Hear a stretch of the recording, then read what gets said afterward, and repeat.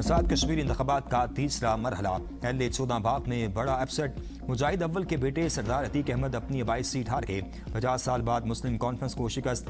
गैर सरकारी गैर हतमी नताइज के मुताबिक अवामी दस्तोबाजू पार्टी के साजिद इकबाल अब्बासी कामयाब। मुजाहिद अव्वल सरदार अब्दुल कय्यूम हमेशा इस नशिस्त पर कामयाब रहे।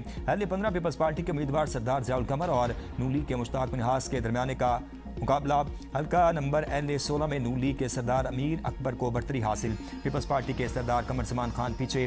LA-17 में पीपल्स पार्टी के उम्मीदवार वज़ीर आज़म फैसल मुमताज़ राठौर को सबकत हासिल। नून लीग के चौधरी मोहसिन अजीज दूसरे नंबर पर। आज़ाद कश्मीर कानून थार असम्बली की 45 नशिस्तों में से नून लीग के अब तक 24 नशिस्तों पर कामयाबी। पीपल्स पार्टी 10 नशिस्तों पर दूसरे नंबर पर।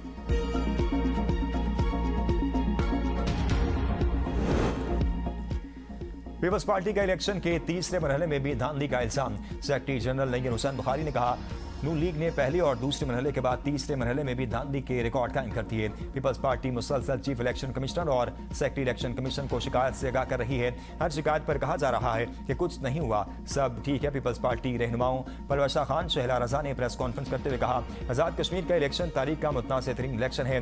धांधली की आड़ में कश्मीर में नई आग लगाने का प्लान है। कहा कि अब तक के नताइज का नून लीग को पहले से हिल्म हो गया। नून लीग के वज़रा ने नताइज का पहले ही ऐलान कर दिया। बिलावल भुट्टो ने कहा कि यह हसास इलाका है, धांधली रोकें वरना हम नहीं मानेंगे। नून लीग के हक में कश्मीरी अवाम ने वोट दिया। अवामी राय का एहतराम जरूरी है। वोट को इज्जत देने के लिए धांधली का खात्मा जरूरी है। हर थोड़ी देर बाद उनके ब्यादे सिंध हुकूमत का दुखड़ा सुनाते हैं।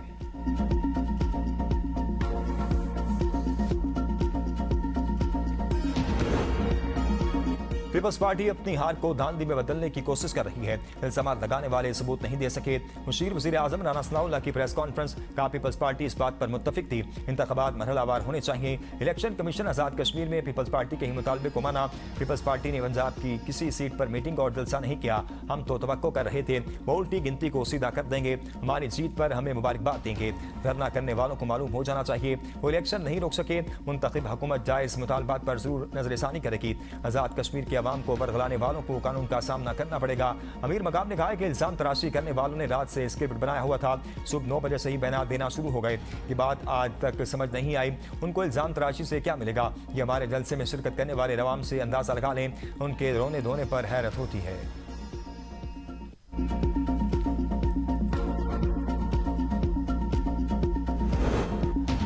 मक्का मुआहदे का मकसद जारियत नहीं, ये मुआहदा तीनों मुल्कों के दरमियान खित्ते में अमन सलामती खुशहाली के लिए है। वज़ीर आज़म शहबाज शरीफ की वफाकी काबीना के इजलास में गुफ्तगू।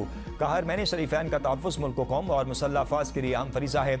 मक्का मुआहदा पाकिस्तान और सऊदी अरब के दरमियान पहले से मौजूद दिफाई ताउन के मुआहदे की तौसी है। दिफाई मुआहदा तीनों बरादर ममालिक के दरमियान पहले से मौजूद ताउन का तसलसल है। पाकिस्तान और तुर्किया के दरमियान दिहाइयों पर मुहित करीबी ताउन मौजूद है। सऊदी अरब के साथ भी पाकिस्तान के दरीना और बरादराना ताल्लुकात हैं। मक्का मुआहदा पाकिस्तान की खारजा पॉलिसी की कामयाबी है। पाकिस्तान अमन और तरक्की की जानिब गामजन होगा। दहशत गर्दी के खिलाफ जंग में दी जाने वाली कुर्बानियां रायगा नहीं जाएंगी। आज़ाद कश्मीर में हालात खराब करने की इजाजत नहीं दी जाएगी। कोई मुतालबा है तो उसको मेज पर बैठकर हल करना चाहिए। किसी भी मुआशरे में लाकानूनियत की इजाजत नहीं दी जा सकती। नून लीग आज़ाद कश्मीर में एक बार फिर तरक्की और खुशहाली का सफर शुरू करेगी। काबीना ने मुल्क की दिफाई मुआहदे को तारीखी करार दे दिया।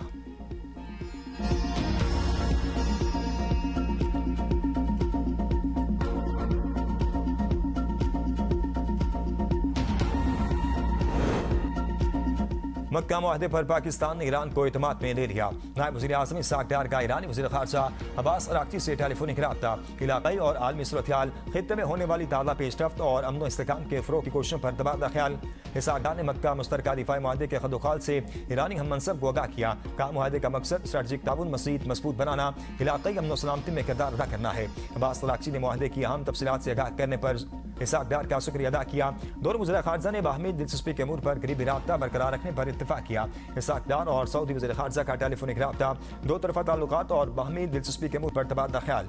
पाकिस्तान और सऊदी अरब ने करीबी राब्ते और ताउन जारी रखने पर इत्तेफाक। दोनों रहनुमाओं का दो तरफ़ा ताउन मज़ीद मज़बूत बनाने पर जोर। दोनों वज़ीर ख़ारजा ने दो तरफ़ा और कसीरुल जहती सतह पर करीबी राब्ते और ताउन जारी रखने की अहमियत पर जोर दिया। इसाक डार का कुवैती वज़ीर ख़ारजा से भी टेलीफोनिक राब्ता। कुवैती वज़ीर ख़ारजा ने मक्का दिफाई मुआहदे पर पाकिस्तान को मुबारकबाद दी।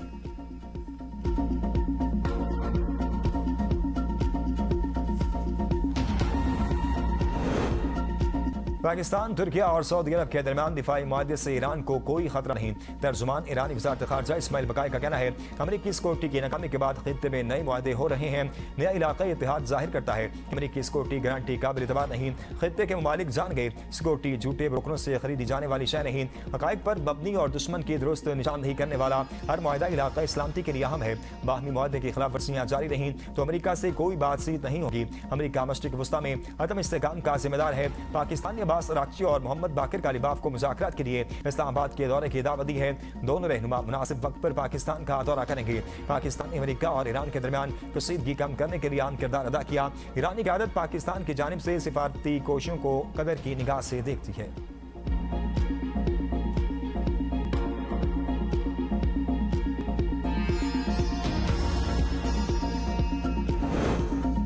बानी से मुलाकात करा दी जाए तो लॉन्ग मार्च रुक सकता है। मुमकिन है 27 सितंबर तक मुझे नहल कर दिया जाए। वज़ीर आला खैबर पख्तूनख्वा सोहेल आफरीदी की न्यूज़ कॉन्फ्रेंस, कहा नहल किए के बगैर कोई मुझे हाथ नहीं लगा सकता।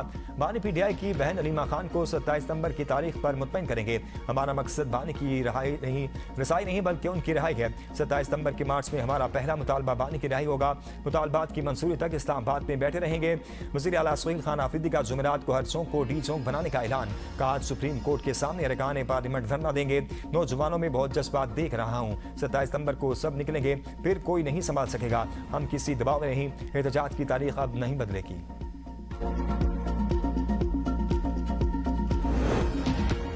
जुमेरात तक बानी PTI से मुलाकात नहीं हो सकती। सोहेल आफरीदी 20 लाख अफराद इस्लामाबाद लाकर दिखाएं। मुशीर वज़ीर आज़म राना सनाउल्लाह कहते हैं धमकियों से मुलाकात नहीं होगी, कानूनी तरीकाकार अपनाना चाहिए। मुझे लगता है कि वज़ीर आला खैबर पख्तूनख्वा के साथ हाथ हो गया। इस बार नाकाम हो गए तो इन्हें दोबारा उसी तनख्वाह पर गुजारा करना पड़ेगा। तहरीक इंसाफ के इसी रवैये की वजह से बानी से मुलाकात नहीं हो रही। खिलाफ वर्जी पर बानी PTI से मुलाकातें रोकी गई हैं। बानी से मुलाकात की सूरत का गलत इस्तेमाल नहीं होने दिया जाएगा। एहसन इकबाल की सोहेल आफरीदी पर कड़ी तनकीद, कहा पाकिस्तान के नौजवानों को काकरोचों से तस्वीर देना दुरुस्त नहीं। सोहेल आफरीदी सड़कों पर जोर लगाने के बजाय KPK की बेहतरी और अमन पर जोर लगाएं। जलाओ गिराओ की सियासत मुल्क दुश्मनों को फायदा पहुंचाने वाली बात है।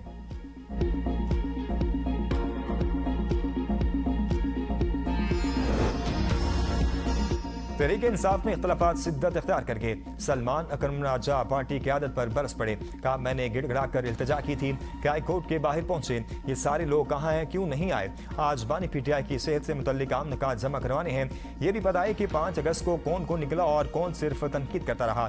जुनैद अकबर ने कहा रात देर से इतला मिलने की वजह से पार्लियामेंटेरियंस को पहुंचने में देर हो गई। अगर बर वक्त इतला दी जाती तो मैं बहैसियत सूबाई सदर जो पार्लियामेंटेरियंस नहीं पहुंचे उनसे जवाब तलब करता। कोई किसी जाती मकसद के लिए तो नहीं बुलाया गया। इतना सीखपा होने की बजाय अरकान से राब्ता करके उनको पहुंचने की तलकीन ज्यादा जरूरी थी। मिशाल यूसुफजई और सलमान अकरम राजा की मुबैना ऑडियो लीक, बताओ मैंने कौन सी साजिश की। सलमान अकरम राजा का सेनेटर मिशाल यूसुफजई से सवाल, साजिशें और ग्रुप बंदी करके ऐसे वकला को निम्बरान बनाया जिसका ILF से कोई ताल्लुक नहीं था। सेनेटर मिशाल यूसुफजई का सलमान अकरम राजा को दो टोक जवाब। विभागीय काबीना ने नेशनल हाउसिंग पॉलिसी 2026 और एक्शन प्लान की मंजूरी दे दी। पॉलिसी का बुनियादी मकसद तमाम शहरियों के लिए पायदार, महफूज और मेयारी रिहाइश की बहरामी है। काबीना ने हिदायत की एनर्जी एफिशिएंसी कोर्स को भी नेशनल हाउसिंग पॉलिसी का लाजमी हिस्सा बनाया जाए ताकि नई तामीरात तवानाई के मौसर और माहौल दोस्त तकादों से हम आहंग हों। वज़ीर आज़म को अपना घर स्कीम के तहत पेशरफ्त पर भी ब्रीफिंग दी गई। काबीना को बताया गया कि अपने घर के ख्वाहिशमंद दरख्वास्त गुजारों को मुख्तलिफ बैंकों की जानिब से 220 अरब के कर्जों की मंजूरी दी जा चुकी है। 32 अरब से जायद की रकम भी जारी की जा चुकी। काबीना ने पाकिस्तान और स्वीडन के दरमियान 1981 में तय पाने वाले 2 तरफा सरमाकारी के मुआहदे के खात्मे का नोटिस वापस लेने की मंजूरी दे दी। काबीना ने पाकिस्तान इंफॉर्मेशन सिक्योरिटी फ्रेमवर्क 2026 की मंजूरी देते हुए इसे साइबर सिक्योरिटी के लिए एक अहम रहनुमा दस्तावेज करार दिया।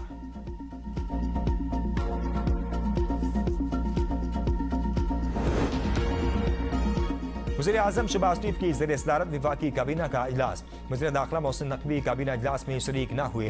निज़ाम तबाह होने के बयान पर वज़ीर दिफा ख्वाजा आसिफ ने कहा था कि मोहसिन नकवी काबीना इजलास में शिरकत नहीं करते, जबकि मोहसिन नकवी ने दावा किया था काबीना इजलास में उनकी शिरकत 70% है।